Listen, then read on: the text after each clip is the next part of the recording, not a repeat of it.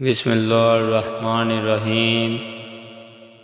आप सल्लल्लाहु अलैहि वसल्लम ने फरमाया, जिस शख्स ने ला इलाहा इल्लल्लाह कह लिया और उसके दिल में जो बराबर भी ईमान है, तो वो एक ना एक दिन दोज़ख से ज़रूर निकलेगा और दोज़ख से वो शख्स भी ज़रूर निकलेगा जिसने कलमा पढ़ा और उसके दिल में गेहूं के दाने बराबर खैर है, और दोज़ख से वो भी निकलेगा जिसने कलमा पढ़ा और